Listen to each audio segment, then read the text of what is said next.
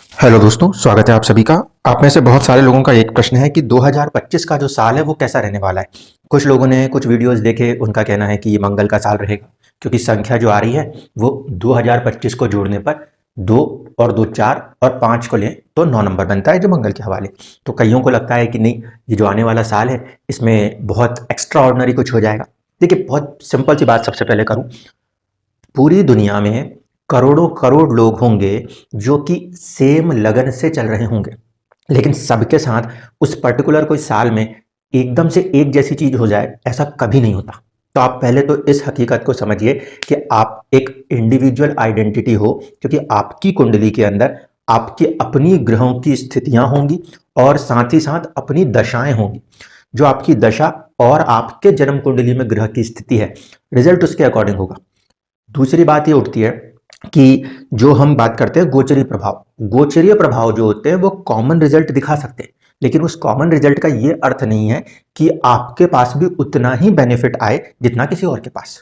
Example दे रहा हूं, मान लीजिए कभी कोई बीमारी का समय चलता है, तो जो दवाइयां बनाने वाली कंपनियां हैं उनके लिए प्रॉफिट बढ़ जाता है। अब हम कहें कि वो जो समय अवधि चल रही है वो प्रॉफिट मेकिंग के लिए चल रही है, लेकिन किसकी प्रॉफिट मेकिंग हुई? बीमारी आई तो या तो आपके जितने मेडिसिन हैं उनका गेन हो रहा है, या फिर इलाज कराते वक्त आप कहीं जाते हो तो आसपास में जो नाश्ते या खाने वाले लोग हैं जो इसके व्यवसाय कर रहे हैं उनको लाभ होता है। उन लोगों को तो लाभ हुआ, भले वो परिस्थिति लाभफुल दिख रही थी, लेकिन जो व्यक्ति बीमार हुआ उसके लिए तो लाभ नहीं हुआ। हो सकता है उस पर्टिकुलर कुंडली के अंदर उसकी जो दशाएं हैं वो खर्च की चल रही हो। तो कभी भी ये स्पेसिफिक नहीं करना है कि हाँ, ये पूरा का पूरा गया तो ऐसा गया और वो पूरा गया तो वैसा गया। सबसे इंपॉर्टेंट चीज क्या है? सबसे इंपॉर्टेंट चीज ये है कि अगर कभी अप आएगा तो कभी डाउन आएगा। आप मानसिक तौर पे उसके लिए पहले से कितने प्रिपेयर होते हो, ये इंपॉर्टेंट है। ऐसा नहीं है कि दुनिया में कोई चीज को रोका जा रहा है, हम किसी चीज को होने से ही टाल देंगे, ऐसा कुछ नहीं होता। ये एक गलत फहमी होगी। हमें बस ये पता रहता है कि हाँ, व्यक्ति की ये दशा चल रही है, स्ट्रेस का समय चल रहा है, वहां पे वो अपने आप को थोड़ा सा संभाल के निकाल ले तो आगे की चीजों को बेहतर कर जाएगा। और वही चीज हमारे को यहाँ पे मदद करती है। अभी आज के वीडियो में 2025 को लेकर अगर हम बात करें तो ये मैं बहुत कॉमन वीडियो बना रहा हूं, common video in the sense जो पूरी दुनिया में कहीं से कहीं तक देखा जा सके। ठीक है, आगे जाके जो है फिर लगन बाय लगन कहां कहां पे क्या ग्रहों की स्थितियां क्या क्या दर्शाने की कोशिश करती हैं, इन पे चर्चा करूंगा, वो भविष्य में होगा। आज की बात कर रहा हूं अगर कि 2025 के अंदर कोई मेजर टर्न्स दिखाई देते होंगे तो कब कब होंगे, तो बड़े गोचरों को फोकस करके देखते हैं। बड़ा गोचर जो होगा 2025 का वो होगा शनि का गोचर, जो कि 31 मार्च के आसपास शुरू होगा और राहु के साथ जाके वो एक युति बनाएगा। अब ये जो युति की अवधि होगी वो तकरीबन तकरीबन 31 मार्च से लेके मई में किसी एक तिथि तक होगी। ठीक है, तो अगर हम बात करें मेजर मूवमेंट्स तो दो मेजर मूवमेंट्स हैं। पहला मेजर मूवमेंट है वो है शनि का, जो कि आपके 11 नंबर की अपनी स्वयं की राशि से 12 नंबर की राशि में होगा। दूसरा, जब यह मूवमेंट होगा उस समय राहु की वहीं पे मौजूदगी होगी। ऐसे स्थिति में शनि और राहु का जो एक योग है वो बनता हुआ दिखाई देगा। दूसरा, इस योग की एक सर्टेन अवधि के बाद राहु का गोचर होगा और राहु जो है वो अपने से एक राशि आगे बढ़ेगा, यानी कि वक्र अवस्था में वो 12 नंबर से 11 नंबर की तरफ आ जाएगा। तो ये तो हुए पहले दो बड़े मूवमेंट। क्यों? एक ग्रह जो है वो 2.5 साल तक रुकता है, दूसरा 1.5 साल तक। तीसरा बड़ा मूवमेंट अगर कोई ग्रह करेगा तो वो गुरु होगा, जो कि यहाँ 2 नंबर की राशि में बैठा हुआ है, वो आगे बढ़ के 3 नंबर में जाएगा। तो मूवमेंट के लिहाज से 2025 के साल में जो बड़े ग्रह होते हैं तीनों, वो अपनी कहीं ना कहीं गोचर अवस्थाएं दिखाते हुए नजर आएंगे। अब इंपॉर्टेंट फैक्टर जो है इस समय के लिए वो हमारे पास है शनि और राहु का फैक्टर। ये क्यों ले रहा हूं? पिछली बार जब कोविड आया था, अगर आपको तब उस समय का गोचर अवस्था ध्यान हो तो उस समय क्या हो रहा था कि कुंडली में जहां कहीं भी 9 नंबर की राशि आ रही थी वहां पे शनि, केतु और गुरु ये तीनों प्रभावित हुए थे। तो शनि और गुरु दोनों प्रभावित एक साथ हुए थे। राहु केतु एक्सिस में आकर तब चैलेंजेस खड़े हो गए थे।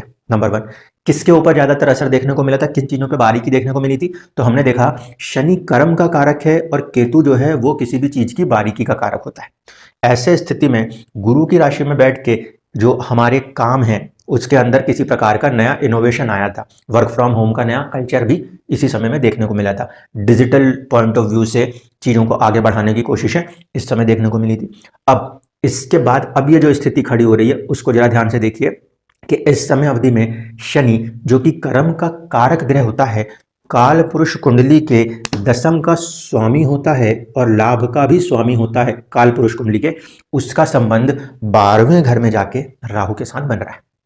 प्लस राहु केतु एक्सिस में आ जाना, यानी कि कहीं ना कहीं प्रीत प्रभावित हो जाना। पिछली बार शनि के साथ गुरु की मौजूदगी थी, दोनों ने मिलकर राहु केतु को काउंटर किया हुआ था। इस समय अवधि में गुरु जो है वो कहीं ना कहीं 3 घर और आगे जाके 4 घर आगे मूवमेंट दिखाएगा। ऐसे स्थिति में हम कहें तो शनि के ऊपर शुक्र या फिर बुध, शनि के ऊपर शुक्र या फिर बुध, ये जो शुभ ग्रह होते हैं इनकी दृष्टियां जब पड़ेंगी तब कुछ पॉजिटिविटी है। क्योंकि गुरु जो सबसे ज्यादा नैसर्गिक शुभ ग्रह है वो तो शुभता इस समय दिखा नहीं पाएगा, वो तो दृष्टि दे नहीं पाएगा, वो वहां पे 3 या 4 घर आगे बैठ के शनि को उतना अपना असर, अपनी पॉजिटिविटी नहीं दे सकता जितना कि वो पिछली बार साथ बैठ के हो गया था। ऐसे स्थिति में सिर्फ अगर कोई 2 ग्रह जो कि नैसर्गिक शुभ होते हों और वो हेल्प कर सके तो वो होते हैं बुध और शुक्र, तो वही इस स्थिति में कहीं ना कहीं शनि को प्रोटेक्ट कर पाएंगे, अन्यथा नहीं। दूसरा, शनि कर्म कारक ग्रह होकर 12वें घर से गोचर करता हुआ नजर आ रहा है। जब वो 12वें घर से गोचर कर रहा है तो इसका अर्थ क्या हुआ, कहीं ना कहीं कार्य क्षेत्रों को लेकर, वर्क फोर्सेस को लेकर किसी ना किसी तरीके की उथल पुथल बनी हुई दिखाई देगी। पिछली बार देखिए क्या हुआ, काल पुरुष की कुंडली में 9 नंबर की राशि भाग्य में आती है, वहां पे शनि केतु के साथ मिले बहुत सारे लोगों की जॉब कट हो गई। अब ये जॉब कट हुई तो ये कैसा हो रहा है, ये ग्लोबल फिनोमेना जैसा दिखाई दे रहा है। लेकिन ग्लोबल फिनोमेना में जिन लोगों की कुंडली के अंदर वो दशाएं ज्यादा प्रबल थी उनकी पूरी कट हुई, जिनकी नहीं थी उनकी सैलरी हाफ कट हुई। इनकम का स्वामी भी है केतु, काटने की शक्ति भी है, दूर करने की शक्ति भी है, तो वो हो रहा था। अब अगर हम ये तत्वों को समझ पा रहे हैं तो हम देख रहे हैं पिछली बार भाग्य में बैठ के कई लोगों के भाग्य से नौकरियों का हटना हुआ है, प्लस उनकी इनकम में कमी आई है। अब यहां पर देख के क्या दिखाई देता है, यहां पर देखने पे कुछ ऐसा दिखाई देता है, राहु के साथ शनि आएगा तो उसको बढ़ाने की तो कोशिश कर सकता है, यानी कि व्यक्ति के जीवन में कुछ उन्नति के नए अवसर तो प्रदान कर सकता है। लेकिन मेन मुद्दा क्या है, शनि जब राहु केतु एक्सिस में आएगा तो कार्य क्षेत्र के अंदर या वर्क फोर्स के साथ, क्योंकि शनि कर्मकारक ग्रह होता है, वो कहीं ना कहीं मजदूरों को भी रिप्रेजेंट करता है, तो उनके जीवन के अंदर कुछ बड़े बदलाव की कोशिशें होंगी और उसमें चिंताएं, और राहु आ रहा है यानी कि मति भ्रम हो रहा है, तो वो स्थितियां भी बनती हुई नजर आ सकती हैं। तकरीबन ये जो समय अवधि होगी ये 31 मार्च से लेकर मई के महीने के बीच में होगी। तो 2025 के समय में सभी को कहीं ना कहीं इस समय अवधि में अपने आप को पहले से प्रिपेयर करते हुए चीजों को ठीक करके आगे चलना चाहिए। Point number 1। अब दूसरी बात, जब कभी भी इस तरह का फॉर्मेशन बनता है कि शनि राहु और इसमें मंगल के प्रभाव अगर बीच में आ जाए तो उस समय अवधि में सैन्य मूवमेंट्स हो जाती है। ठीक है, अभी इसके अंदर हमने मंगल के प्रभाव को इंक्लूड नहीं किया है, लेकिन फिर भी बोल रहा हूं, जिस समय पर इस तरह के प्रभाव होते हैं जब शनि राहु मंगल को साझा रूप से प्रभावित कर दे, उस समय ज्यादातर दुनिया में किसी न किसी प्रकार की कोई ना कोई सैन्य गतिविधियां या सेना से जुड़ी हुई कोई ना कोई इवेंट्स होती हुई नजर आती हैं। जैसे कि जब विपिन रावत जी की हादसा हुआ था, हेलीकॉप्टर क्रैश हुआ था, उस समय भी कहीं ना कहीं मंगल शनि राहु प्रभावित हो रहे थे और दुनिया में कई जगहों पर सैन्य मूवमेंट्स हो रही थी, आज भी चल रही हैं। इस पूरे ड्यूरेशन को अगर फोकस कर रहे हैं हम, तो हमारे को 2 इंपॉर्टेंट बातें समझनी है। 12th हाउस बेडरूम को दिखाता है, 12th हाउस नींद को दिखाता है, 12th हाउस चैरिटी को दिखाता है। इन तीनों चीजों के ऊपर कोई ना कोई एक बड़ा प्रभाव होने वाला है, क्योंकि 2 भारी ग्रह कह सकते हैं, शनि और राहु, ये एक साथ उस भाव को प्रभावित करते हुए नजर आते हैं। पॉइंट नंबर 1, ये अलग अलग लग्नों में ये स्थितियां बदलेंगी, लेकिन ध्यान रखना स्पेसिफिकली बात कर रहा हूं इस समय काल पुरुष कुंडली की, मतलब कि एक जनरल इफेक्ट की। तो यहां पर 2 बड़ी चीजें हो सकती हैं। नंबर 1, पहला, राहु के साथ शनि का संबंध मतलब कार्य क्षेत्र के अंदर या जो वर्कफोर्स होता है, लेबर्स होते हैं, उनको लेकर कुछ नई चीजें हों जिसमें कि बरगला दिया जाए, क्योंकि राहु का काम ही भ्रमित करना है, राजनीति कर देना है, ये संभव है। इसके अलावा यहां पर शनि का राहु के ऊपर प्रभाव देखिए, शनि भय का कारक है और राहु किसी भी चीज को बढ़ाने की शक्ति रखता है। तो इस स्थिति में 31 मार्च के आसपास से लेकर मई तक के अवधि में अगर किसी को भी किसी भी प्रकार का कोई ऐसा भय कर्म को लेकर आए या किसी भी चीज को XYZ को, क्योंकि फियर का कारक ग्रह किसके साथ मिल रहा है, राहु के साथ, तो एंग्जाइटी के साथ, डर के साथ एंग्जाइटियां बनना, ऐसी स्थितियों का सामना बीच में हो सकता है। वहां के लिए पहले से आपको मेंटल प्रिपेयर रहते हुए कंट्रोल किसे करना है, तो कंट्रोल करना है शनि को, क्योंकि राहु जिसके साथ जुड़ेगा उसकी तरह से फल कर देगा। ऐसे स्थिति में शनि के ऊपर आपको ध्यान रखते हुए चलना पड़ेगा।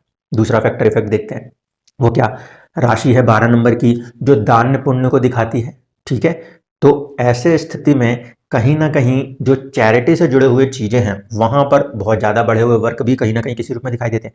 चैरिटी वाले वर्क कब बढ़ते हैं, जब कहीं कोई आपदाओं की स्थितियां होती हैं, तब हद से ज्यादा चैरिटियां बढ़ती हैं। तो यहाँ पर ये कॉम्बिनेशन जो है वो दुनिया के अंदर किसी प्रकार की आपदाओं की स्थितियों को भी सामने रख सकता है, जो कि एक लिमिटेड टाइम के अंदर आपने को देखने को मिल सकती है। क्योंकि ये अच्छी बात हो रही है, ये गोचर प्रभाव लंबे समय तक खिंच के नहीं जा रहा, मोटा मोटा 2 या 3 महीने की अवधि के अंदर ये कॉम्बिनेशन अलग होगा। जब ये कॉम्बिनेशन अलग होगा उसके बाद हम देखेंगे कि राहु जो है वो 11 नंबर की राशि में आएगा, और इस स्थिति में भी शनि और राहु का एक लिंक बरकरार रहेगा, लेकिन प्रभाव इस तरीके से हो सकते हैं कि वहां पर हमें जीवन के अंदर आर्थिक उन्नतियों को तेजी से देखने को मिले, क्योंकि राहु जो है वो टेक्नोलॉजी के लिए भी देखा जाता है और 11 नंबर की राशि भी टेक्नोलॉजी के लिए दिखाई देती है।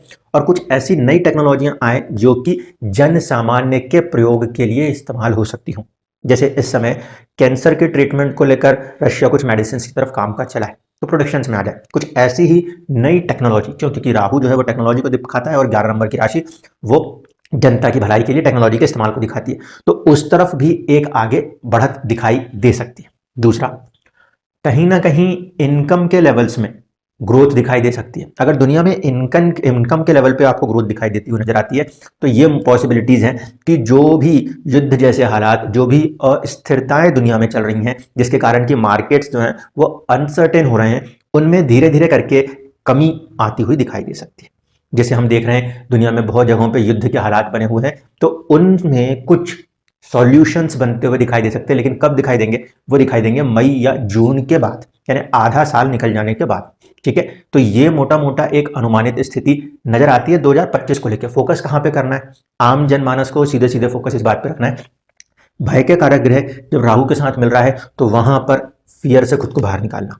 जब 12वें घर में शनि राहु के कॉम्बिनेशंस देखने को मिलते हैं, 8वें घर में मिलते हैं, तो ऐसे स्थिति में वो ड्रिंकिंग तक, ड्रग्स एडिक्शन तक ले जाने की कोशिश करता है। तो एंग्जाइटी के लेवल को बढ़ने नहीं देना है, किसी भी प्रकार के भय को अपने अंदर हावी नहीं होने देना है।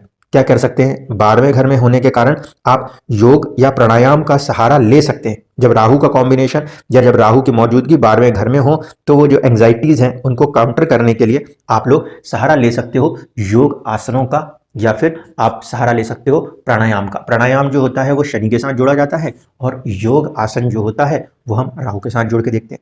तो इन दोनों ही उपाय से आप अपने स्वास्थ्य को बेहतर रखते हुए, अपनी ऊर्जाओं को संरक्षित रखते हुए, जैसे जैसे अपने कर्म को अच्छे से करते जाएंगे, आखिरकार वही आपके लिए रिजल्ट्स में कन्वर्ट होंगे।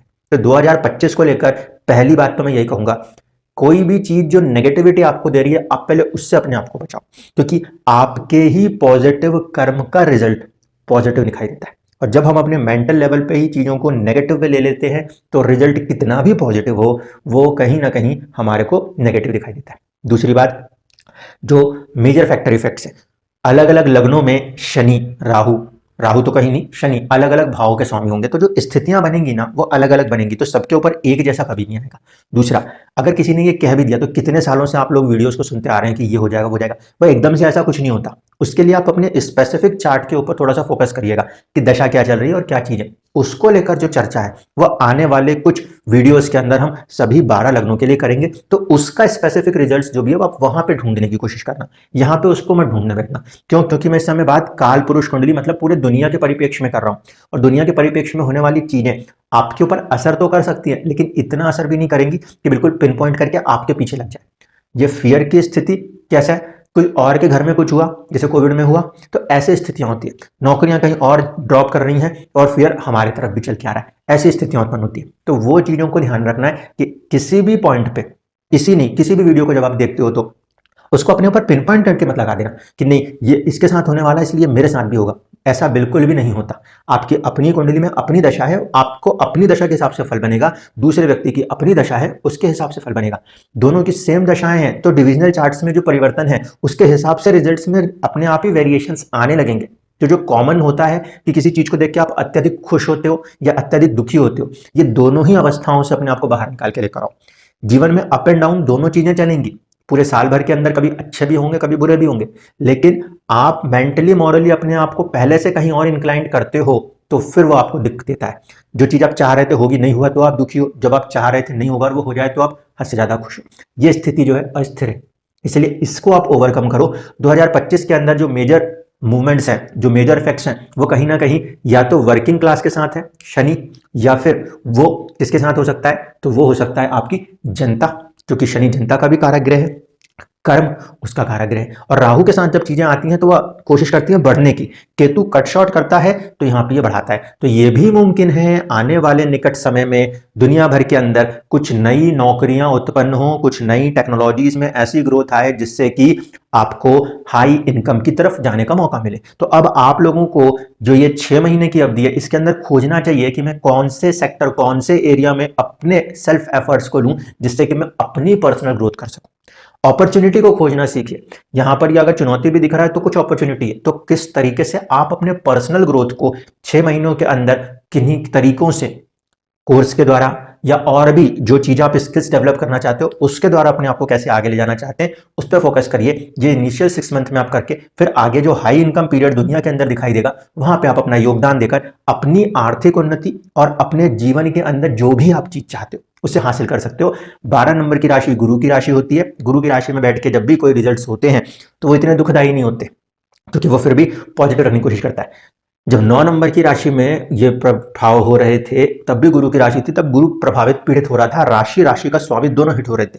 इस स्थिति में सिर्फ राशि पे प्रभाव है, राशि के स्वामी जो है वो अभी डायरेक्ट हिट नहीं हो रहा है, इसलिए हम यहाँ पे थोड़ा सा सेफ आउट रह सकते हैं। इसलिए बोल रहा हूँ पॉजिटिव वे में, ग्रोथ पॉइंट ऑफ व्यू से हम ये कह सकते हैं आने वाले समय में दुनिया आपको हाई पे कर सकती है। राहु जो कि आर्थिक उन्नतियों में एक सहायक ग्रह है, उसकी मौजूदगी लाभ भाव में आना, तो उसको ध्यान में रखते हुए अपने जीवन पे फोकस करिए जिससे कि आप लोग अपने जीवन में 2025 में वो मुकाम हासिल कर सकें जिसे आप करना चाहते हैं। धन्यवाद।